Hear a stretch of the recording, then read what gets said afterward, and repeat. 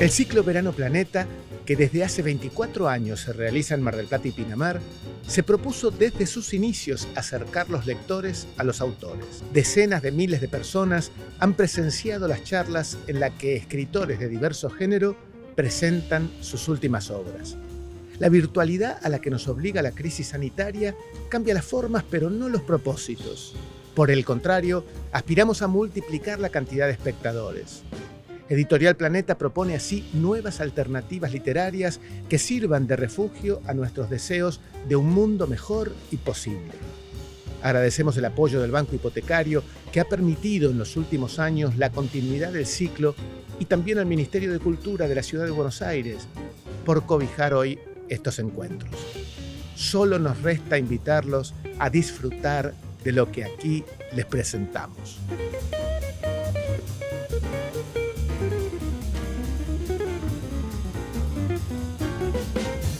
Como profesor de historia, Felipe Piña fue autor del contenido del documental fílmico 200 años de historia argentina.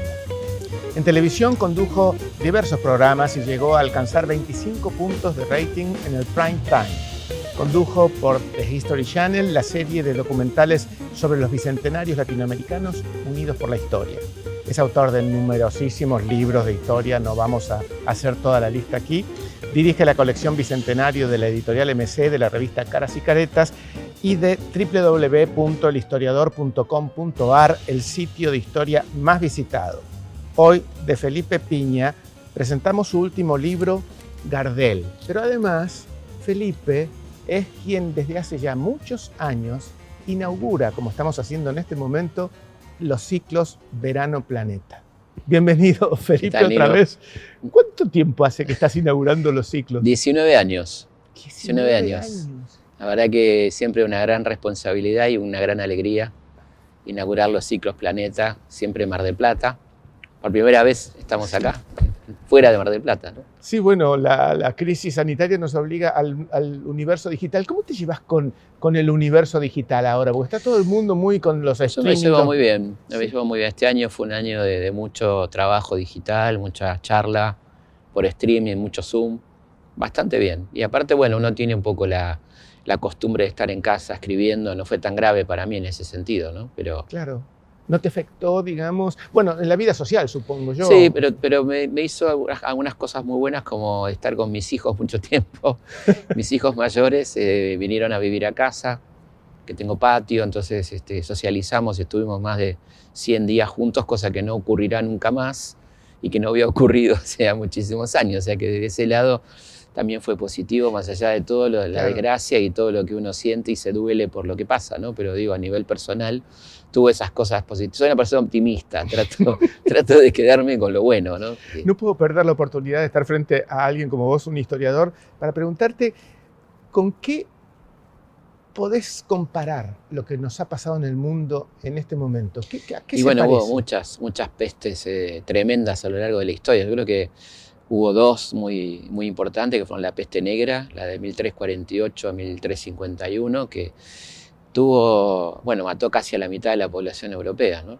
Y que a la vez produjo una cantidad de cambios muy positivos. No es que las pandemias sean buenas, sino que, dada la pandemia, después hay efectos que pueden ser superadores. Por ejemplo, la gente empezó a perderle credibilidad a la religión más ortodoxa, se alejó de las supersticiones, ¿no? Había habido una superstición que fue trágica, la matanza de gatos. Claro, ¿no? Cierto. Previa a la peste, la peste bubónica, que era el gran depredador de las ratas. Las ratas traían, el piojo de la rata era el agente vector de la peste bubónica. Claro, si hay un Dios bueno y que nos quiere a todos, no nos puede mandar esta peste. Exactamente, por ejemplo, un crecimiento muy importante del cuidado del cuerpo, del erotismo. Fíjate que la novela de la peste es el de Camerón. Claro. Escrita en medio de la peste en Florencia, donde se habla del cuerpo, de la salud, del bienestar, del bien comer, del sexo.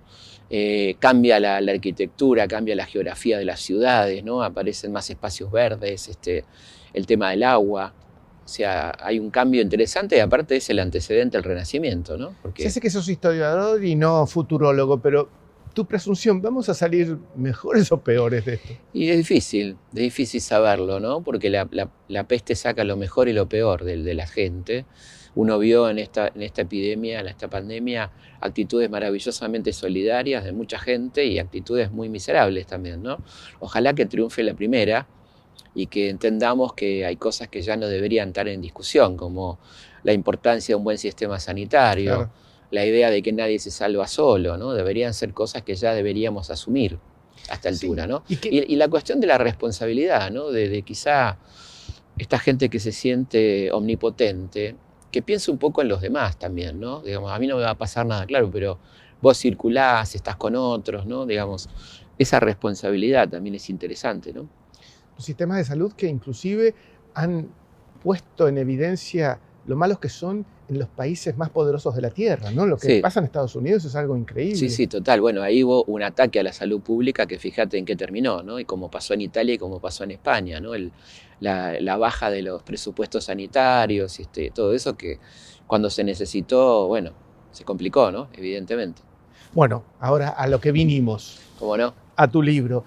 Cuando alguien se mete con la vida de un ídolo popular, ¿qué prevenciones, ¿no? Porque la gente son fanática de esos ídolos populares. Sí. ¿Cómo encara alguien como vos tocar un ídolo popular sin no decir la verdad y sin o no tenés ese cuidado de no afectar No, nada? yo la tomé como un personaje histórico, ¿no? Como trato a los otros personajes históricos con la misma seriedad y la misma cuestión documental.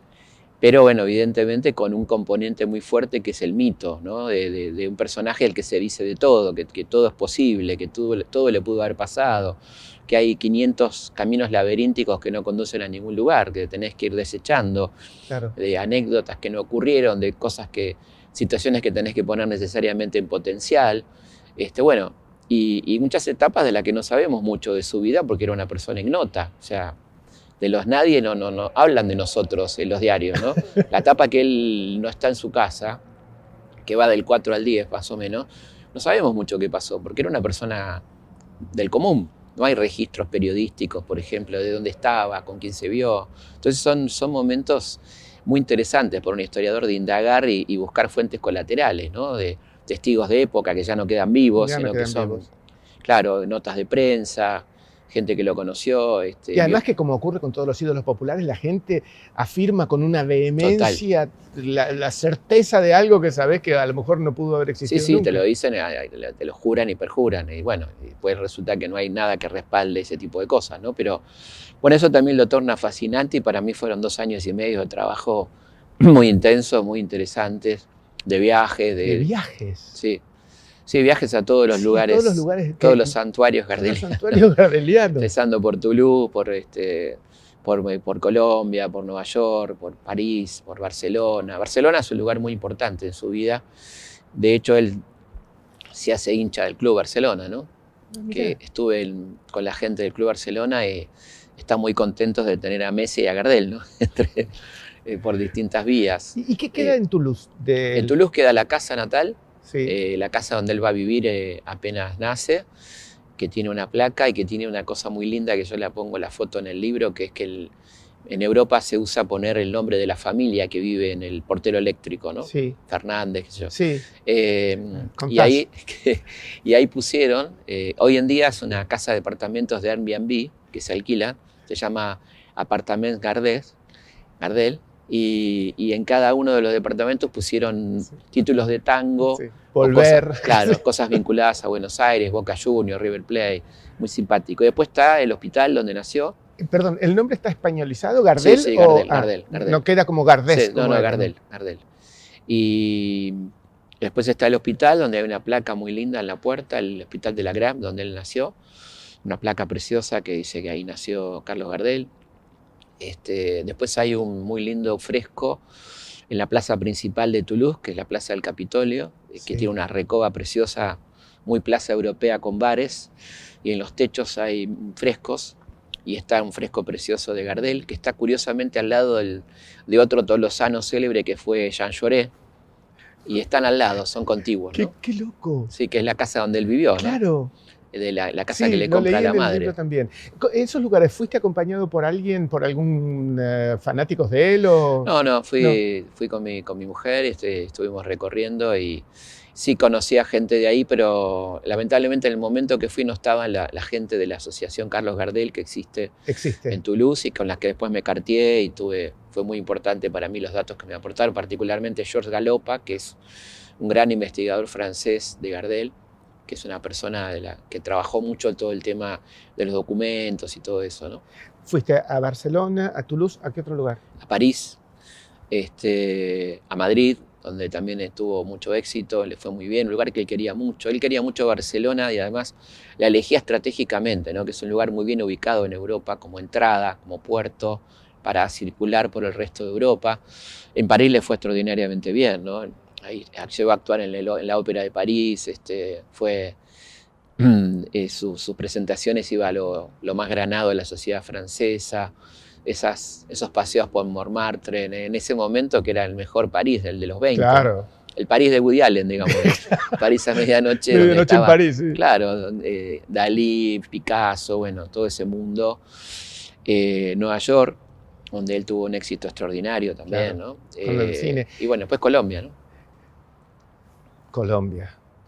Contame, ¿cómo fue que a los 2 años vos ya tenías un mundo gardeliano en tu atmósfera? Sí, tenía porque mi abuelo paterno fue uno de los fundadores de Sadaic, mi abuelo Felipe, a quien lamentablemente yo no conocí, y que lo conoció a Gardel y estuvo comiendo en la casa de mis abuelos, y siempre estaba la anécdota de ese Gardel cercano, y mi abuelo materno, a quien sí conocí, era un gran gardeliano y hacía escuchar a Gardel, y mi mamá, que se iba a trabajar.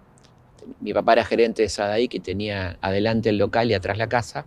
Se iba a trabajar adelante y me dejaba con cierta culpa con la radio prendida para que me sienta acompañado, y la radio más hablada era Rivadavia, donde había mucho Gardel. Así que yo a los 2 años ya cantaba tangos reos de Gardel. Y bueno, después estabas predestinado a biografiarlo. Totalmente. Claro. Y además me lo fui cruzando mucho en mis investigaciones históricas. Siempre aparecía Gardel, ¿no? En los 10, los 20, los 30, siempre estaba Gardel. Y siempre tuve ganas a entrar a un personaje por fuera del procerato, por fuera de la política, y me pareció que era hermoso poder hacerlo, ¿no?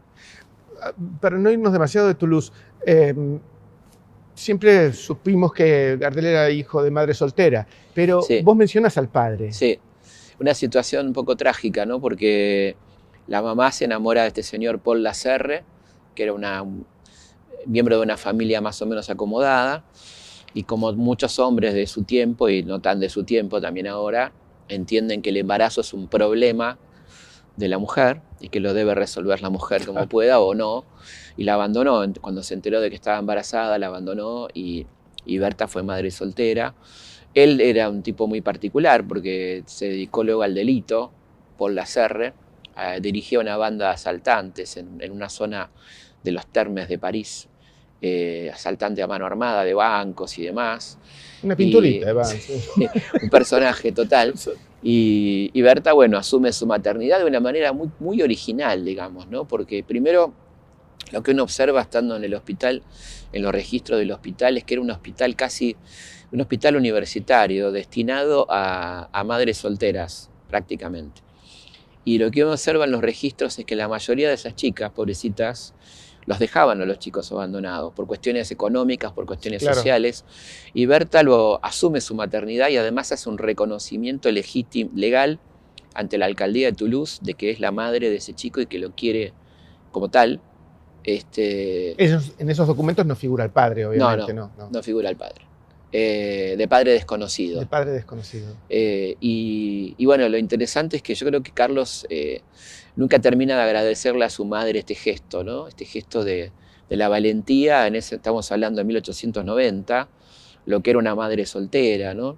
Incomprendida por la familia, por la sociedad, y por eso que ella decide venir con su hijo. Tiene una amiga aquí, planchadora como ella, que le dice que acá hay buen trabajo para las planchadoras, y se viene.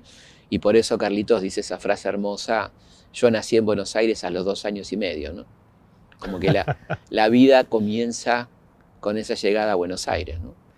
¿Qué vigencia suponés que tiene una persona que murió hace 85 años? Yo creo que sigue siendo tremendamente vigente, ¿no? Las pruebas al canto, justamente.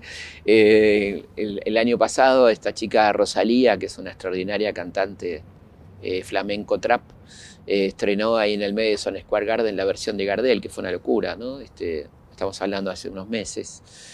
Y bueno, y se sigue todo el tiempo, en algún lugar del mundo está sonando Gardel, ¿no? Películas con su música, sigue totalmente vigente, ¿no? Yo creo que es muy impresionante el conocimiento a nivel mundial que se tiene de Gardel, ¿no? Quizá no en los detalles, pero la gente sabe en el mundo quién es Gardel, ¿no? A mí lo que me impresionó mucho de tu libro, ¿sabés qué fue, Felipe? Descubrir que era una persona con conocimientos musicales, aunque no formales, y que estaba constantemente innovando y que estaba muy metido en de qué manera desarrollar su carrera. Bueno, todo ese mundo que vos decís que era un tipo adelantado y cómo innovaba, eso sí para mí fue novedad.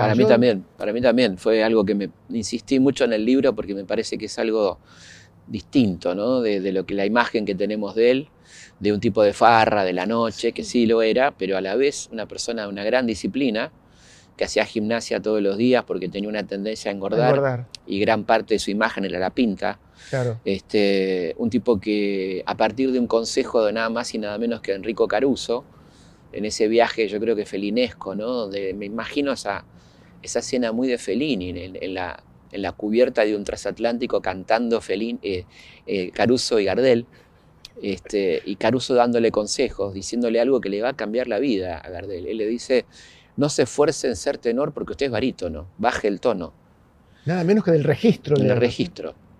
Usted es un extraordinario barítono que podría cantar en cualquier teatro lírico del mundo, y le aconsejo que estudie canto lírico. Y lo que hace Gardel es justamente contratar al maestro Bonesi, que era un gran maestro, Eduardo Bonesi, que lo va a llevar de gira con él, y empieza a cuidar su voz, empieza a tomar en serio y a tener estos vicios de cantante lírico, como cambiar las consonantes.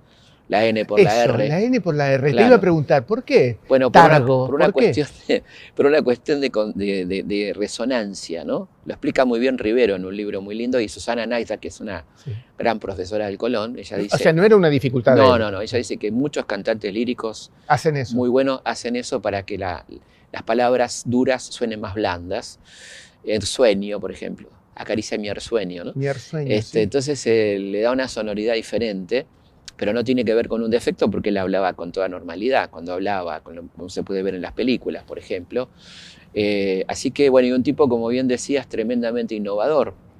Por ejemplo, El bel cantor de jazz, la famosa película de Al Johnson, en el 29, y en el 30 ya está grabando los primeros cortos sonoros de la historia de Latinoamérica, ¿no? Y lo que demuestra además el apego que tenía por las innovaciones tecnológicas era las distintas versiones que hay de un solo tema. Exactamente. Claro, ¿por qué le pasaba eso? Las primeras versiones son tremendas, ¿no? Son horrendas, de una gran dificultad sonora. No era mecánico, era directo, un sonido con una especie de corneta, ¿no? Que se sufría mucho, pues se grababa en caliente. A la vez que se grababa se imprimía el máster del cera, y él hablaba que estaba en el baño turco, ¿no? Porque era... una vez termina grabando desnudo, se empieza a sacar la ropa porque no aguanta el calor, ¿no? Traje de Adán, como decía él. Y bueno, entonces cuando va a Europa, por ejemplo a Barcelona, donde ya hay un micrófono eléctrico, donde se graba con mejor calidad, reversiona, y se entusiasma mucho, le agarra una especie de ataque, estando en Nueva York en el 34, a grabar todo lo que puede, porque ha encontrado el mejor nivel de sonido con las grabaciones de la Victor, ¿no? Entonces quiere reversionar los temas que a él le parecen que son sus hits, y graba un montón. Entre Barcelona, París y en New York graba prácticamente la mitad de su repertorio nuevamente, ¿no?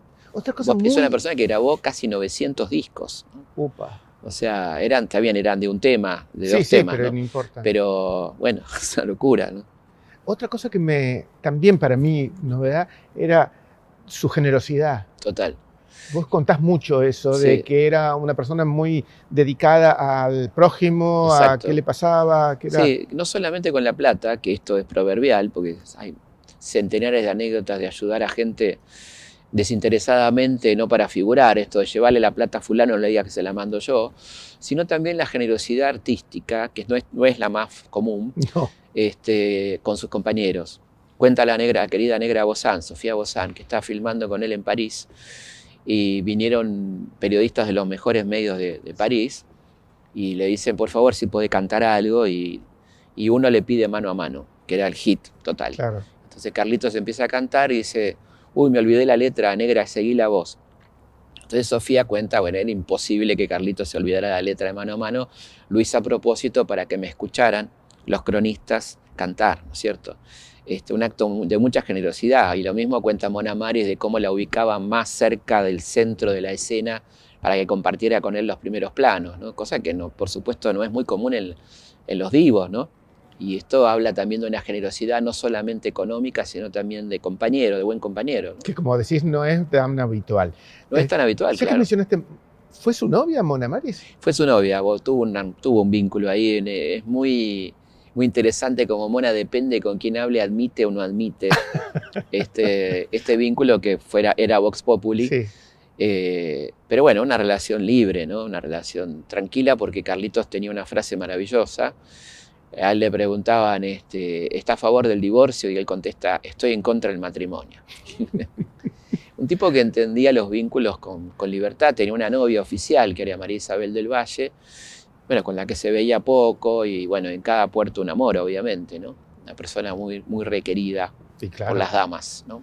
Y además tenía una actitud, no solamente con el tema de la música, por ejemplo, ponerse a estudiar idioma, sí, ponerse a estudiar inglés. Claro, que él al principio se resiste, ¿no? Porque él dice que es muy difícil transmitir lo que él siente en un idioma que él no conoce, que no termina de entender. Pero cuando se da cuenta que su futuro está en el cine, y eso será en el 33, 34, donde ya está muy cansado de actuar y quiere bajar un poquito, como los Beatles, ¿no? Bajar al estudio y a una cosa más del cine, de salir del escenario un poco, se da cuenta que hay que saber inglés, porque lo que venía después de la gira, la consagración definitiva, era un programa de la NBC en inglés, él tenía uno en español para la comunidad latina, y películas en inglés en Hollywood, o sea que era ya el estrellato total. O sea, que lo único que le faltó fue tiempo. ¿Cómo? Lo único que le faltó fue tiempo. Exacto.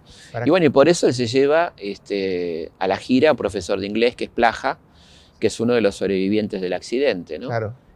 Por eso lleva al profesor de inglés, porque quería llegar a Nueva York de regreso de esta gira trágica. Todavía faltaban México y Cuba, y de ahí iban a Nueva York a hacer todo esto. Por eso se lleva al profesor de inglés, ¿no es cierto? El que lo ayuda también un poquito fue Astor. Sí, Astor genial. Que le mostraba partes del barrio, hermosa anécdota. No sé si dije que era marplatense, ¿no? Sí, claro, bueno, ahí le iba a decir de todas maneras. Había un personaje clave en esta historia que era Eric Tucci, que era un gran músico argentino radicado en Nueva York, que conocía toda la colonia argentina, y Carlitos era un tipo que le gustaba mucho comer la comida nuestra, ¿no? La comida italiana, la comida española, la comida criolla, digamos, y le dice, hay una familia malpratense que el papá es peluquero y la mamá cocina extraordinariamente bien y tiene un pibito que toca el bandoneón. Dice, tienen que invitar a comer. Dice, bueno, pero que hagan albóndiga, me encanta el albóndiga. Bueno, tuco con albóndiga. Y bueno, Iván, y ahí lo conoce a Astor, que tenía 13 años. Esa noche le falló el guitarrista, Gardel. Siempre iba con guitarrista, pues sabía que iba a tener que tocar después de comer.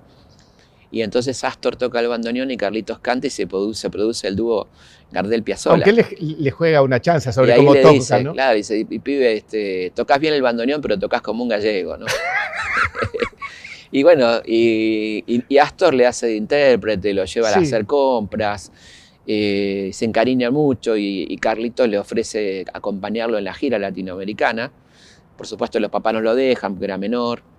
Y muchos años después, Astor escribe una hermosa carta de homenaje a Carlos en un aniversario de su muerte, y dice dos cosas muy lindas, ¿no? Dice, menos mal que no te acompañé, porque en vez de estar tocando el bandoneón, estaría tocando el arpa en este momento. Claro, hubiera pasado eso. Y la segunda, dicen que cada día cantás mejor y yo sé el secreto. Tus discos se ensayan de noche. Muy lindo, ¿no? Bueno, además trabajó en la película, ¿no? Claro, y Carlitos lo hace trabajar en El día que me quieras, que es la primera imagen que tenemos de Astor en toda su vida. Vendedor de diarios, de canillita, aparece unos segundos en esta película, Sí. efectivamente. Hay un famoso afiche de la Claro, película que vemos siempre. sí.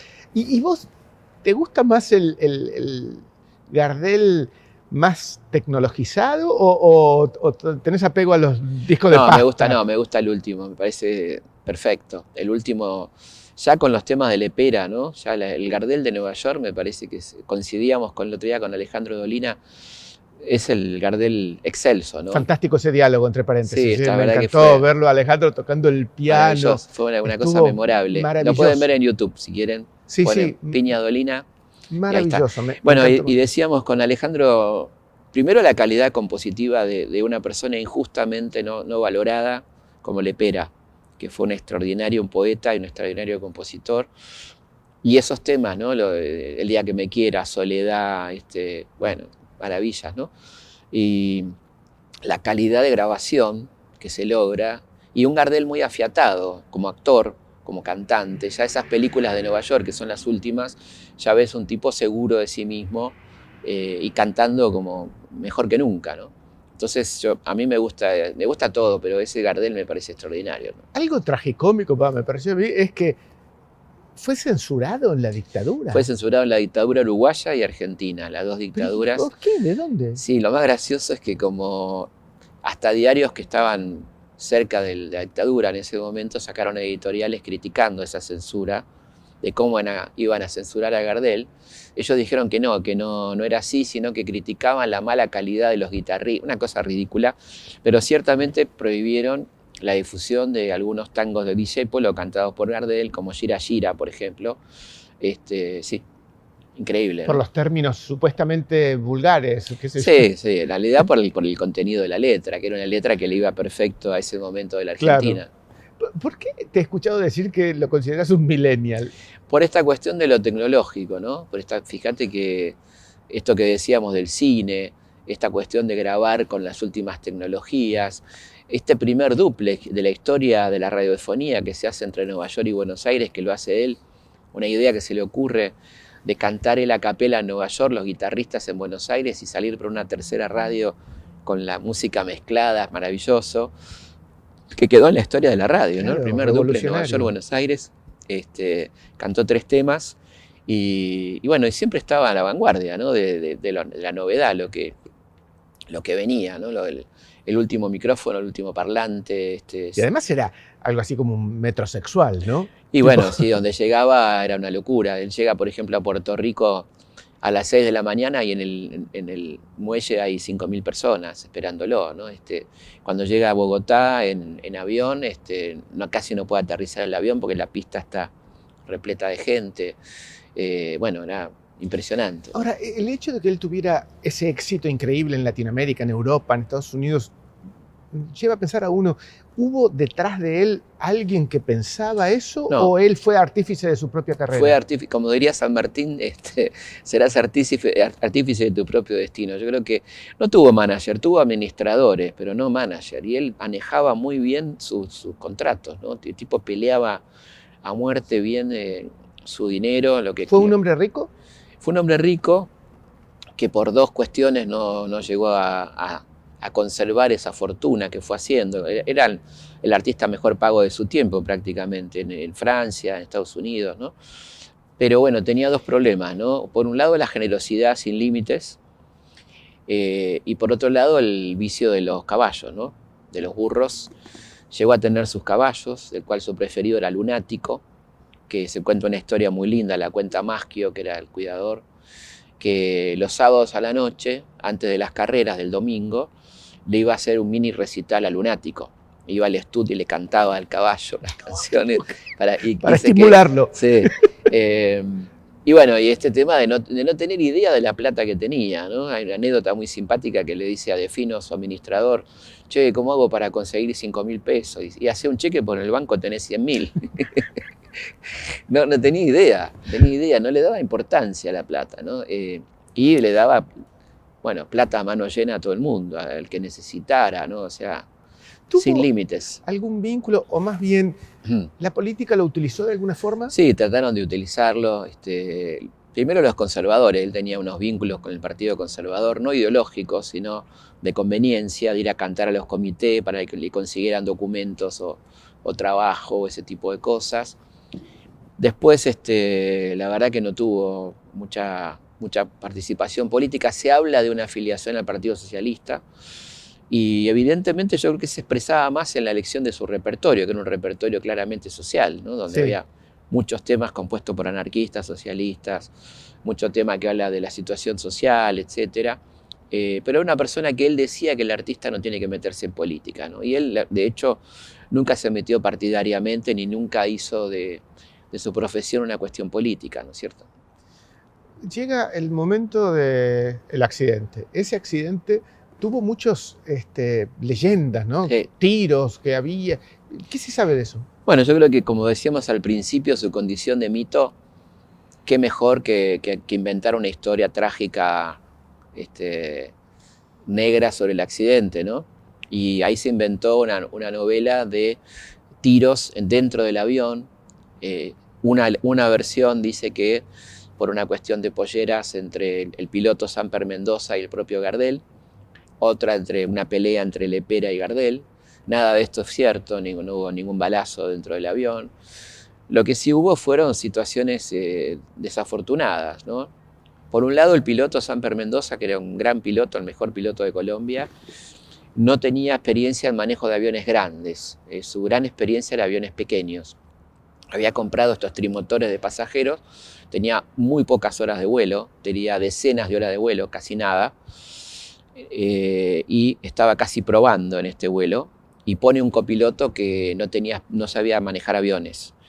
El avión estaba bastante sobrecargado, la pista no estaba en buenas condiciones, la señalética era manual, se hacía con banderillas, y el banderillero avisa tarde que hay otro avión en la pista, y ya cuando lo ve Samper no tiene tiempo de despegar prácticamente, se lo encuentra a pocos metros, y el estado de sobrecarga del avión le impide levantar rápido vuelo. Entonces cuando levanta da de pleno. Todo apuntaba a lo que pasó. Entonces. Sí, todo apuntaba a eso. Y también Gardel no quería saber nada con viajar en avión, pero no porque sea un paranoico, sino porque el accidente era una cosa cotidiana. Estaba empezando la aviación comercial, había muchos accidentes, los aviones no estaban todavía muy preparados. Entonces, bueno, él le había prometido a su madre que nunca iba a volar en avión, ¿no? Entonces se da esto porque no hay otra manera de viajar, pero él no quería saber nada. Está muy apenado, muy preocupado antes de subir al avión. Esto lo dicen los testigos presenciales. Los guitarristas tampoco querían saber nada, ¿no? Barbieri, el abuelo de Carmen, no quería saber nada. Cada uno extrañaba a su familia, una situación media triste, ¿no? Previa a la tragedia. Y además hubo un episodio previo que también complica las cosas, que era que había una gran competencia entre la empresa alemana Skakta y la empresa colombiana Saco, que es la que finalmente transporta a Gardel. Y el piloto alemán había hecho una provocación a Samper Mendoza, pasándole en un vuelo rasante casi por encima de su avión unos días antes del vuelo famoso. Algunos dicen que parece que Samper le quiso devolver la atención también con un vuelo rasante, y por eso esa situación del despegue casi sobre el avión, que fue fatal. Lo que sí es novelesco es la repatriación. Sí, eso es una cosa de locos. Es una cosa de locos. Bueno, el accidente fue tremendo porque los dos aviones estaban llenos de combustible al máximo y se salvaron 3 personas nada más.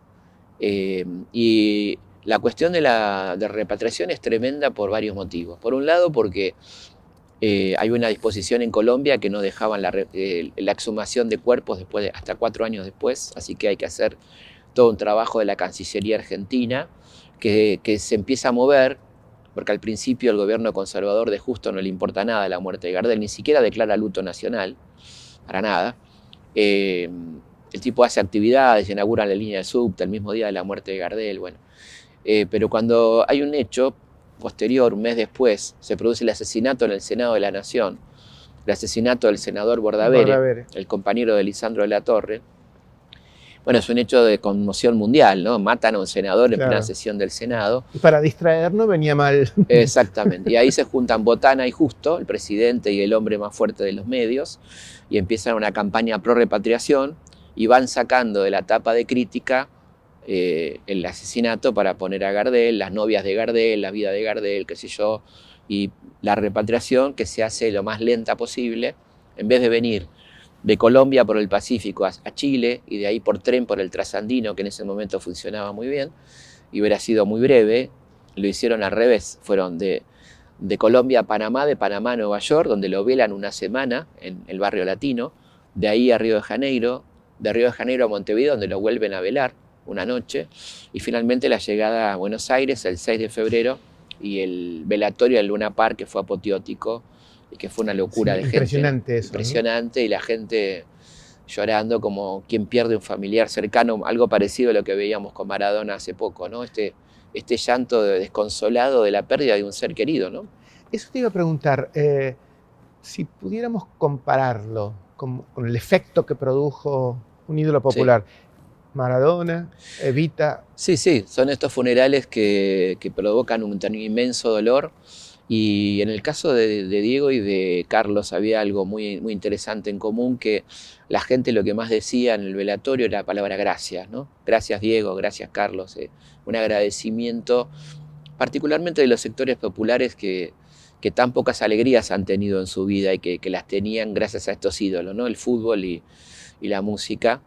Y también la incomprensión de los sectores de poder, ¿no? Ahí la crítica fue feroz a la gente que iba al velorio de Gardel. Monseñor Franceschi, que era un cura muy, muy antisemita y muy de ultraderecha, critica a esas mujeres pintarrajeadas, prostituidas, que lloran a Gardel, una cosa increíble.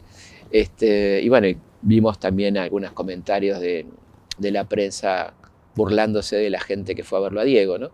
Es decir, esa incomprensión de las minorías y el dolor inmenso de las mayorías, ¿no? Comparado con artistas de la época, ¿en qué nivel de popularidad lo podríamos poner? Y es muy difícil porque él pasó por arriba, le pasó por arriba a Valentino, ¿no? Que era como el gran referente latino, digamos. Sí. Yo creo que llegó a un nivel de popularidad inmenso, ¿no? De un artista, qué sé yo, de Hollywood, ponele, un tipo famoso y todavía no había llegado a Hollywood, ¿no? Le faltaba Hollywood. Imagínate lo que podía haber llegado a ser, porque yo creo que era una persona que tenía un gran nivel profesional. Esto es indiscutido, ¿no? Digamos, todo el mundo lo primero que dice, qué calidad, ¿no? Y después un carisma muy particular, una persona tremendamente carismática que se hacía querer y una buena persona, ¿no? Porque cuando nosotros usamos este superlativo, es Gardel, estamos diciendo mucho más que es un buen cantante, ¿no? Hay que tener ciertas condiciones para ser Gardel, sí, ¿no? Sí, no cualquiera es Gardel, ¿no? Entonces yo creo que también se dice es Gardel y tiene que tener el condimento de la buena gente, ¿no? De que sos una buena persona, ¿no? ¿Qué cambió él del tango? Cambió básicamente que creó el tango canción, ¿no? Llevó, como decía Discépolo en esa frase tan hermosa, el tango de los pies a los labios, ¿no? Le puso voz al tango, lo interpretó, lo hizo sentir, ¿no? Y bueno, el tango canción nace con él, ¿no? Con esa famosa Mi Noche Triste, que es todo un estilo de tango, ¿no? Una narración, una narrativa que nace con Gardel, ¿no? Y ahí, bueno, el tango entra la mayoría de edad, ¿no? Ya es lo único que le faltaba al tango era hablar, que vos fijate qué interesante que se da en un momento político de la Argentina, que es la llegada de Irigoyen al poder, ¿no? Como que también la gente empieza a tener voz. Claro. Cuando el tango habla, también habla la gente, ¿no? ¿Por qué Borges le reprochaba haber adesentado el tango? Yo creo que Borges, como bien sabés, tuvimos la suerte de conocerlo ambos, era un gran provocador, ¿no? Un tipo que le encantaba provocar y le encantaba provocar con lo popular, con lo que era popular. Y Gardel era tremendamente popular y recurría a artimañas, ¿no?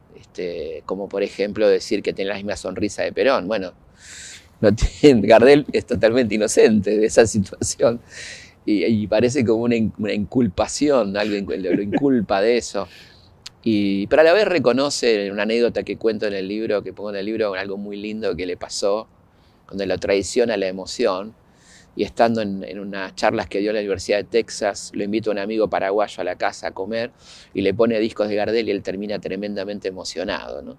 Es decir, que esa lejanía de la patria le juega una mala pasada, ¿no? Sí, él reivindica el tango previo, ¿no? El tango pre-Gardel. Pero no tiene... No sé si fue alguna vez prostibulario. Sí, fue prostibulario, no exclusivamente, pero sí en su temática, ¿no? O una temática sexual, que yo creo que es interesante distinguir, porque la temática sexual no tiene por qué ser prostibularia, pero en la mentalidad de principios de siglo, todo lo que tuviera que ver con lo sexual era prostibulario. Pero bueno, eso hablaba de sexo, ¿no? Son todos temas muy procaces en su título, su contenido, muy divertidos, algunos. Qué sé yo, la cara de la luna, que quería decir la sede de la lora, ¿no? Que la lora era la prostituta francesa, claro, ¿no? La lora. Entonces por eso una cantidad de tangos, que polvo con tanto viento, bueno, montones de tangos procaces, por eso Carlos se cuida de grabar esos tangos, que además no estaban escritos en general porque eran casi de ocasión. Bueno, un sesgo por la procacidad. Borges también tiene, ¿no? Tiene cuartetas le fantásticas. Le encantaba, como la gente que lo conoció íntimamente, le encantaban esas cosas, ¿no? Sí, pero no era por eso, no era por eso que le criticaba a Gardel. Yo creo que lo criticaba por popular, por esa cosa que el prurito... Por provocador. Y por provocador, exactamente. Ya que hablamos de sexos, también se ha mencionado temas de la sexualidad de Gardel. Sí, bueno, como de todo ídolo en general, ¿no? Y no, la verdad que era un tipo heterosexual, por todo lo que sabemos, ¿no?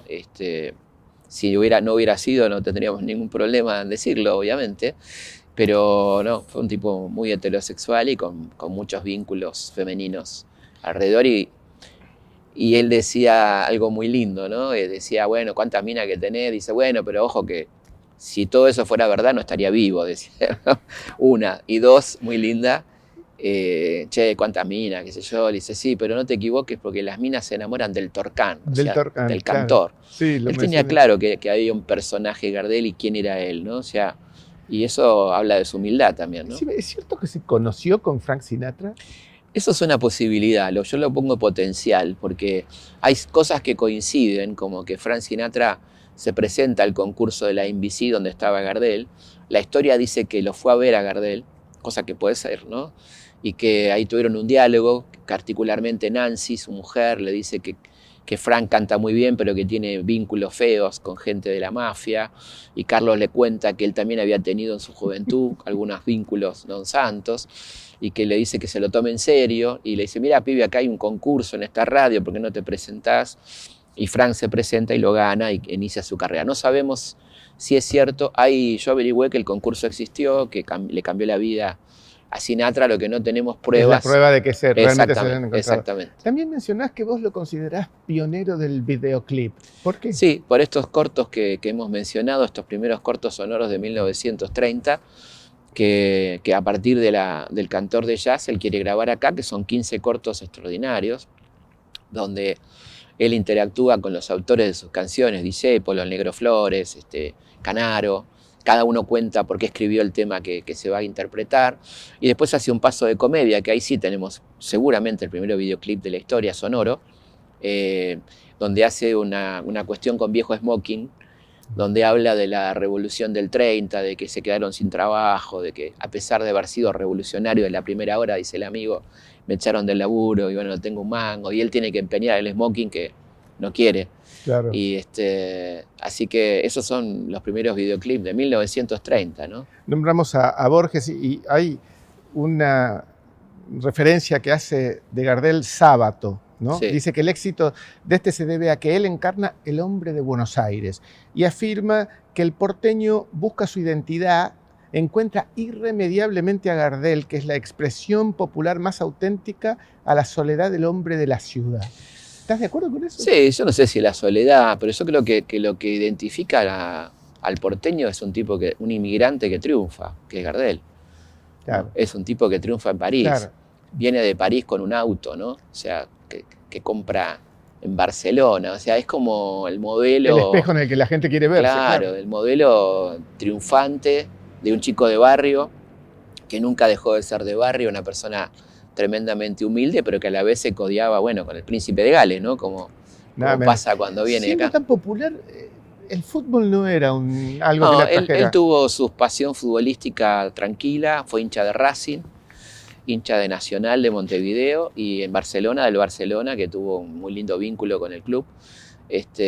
Así que, pero no le importaba mucho. Su pasión eran las carreras de caballo. La verdad que no sé si lo consideramos un deporte, pero digamos, Sí, pero qué sé yo. su pasión estaba en los burros, ¿no?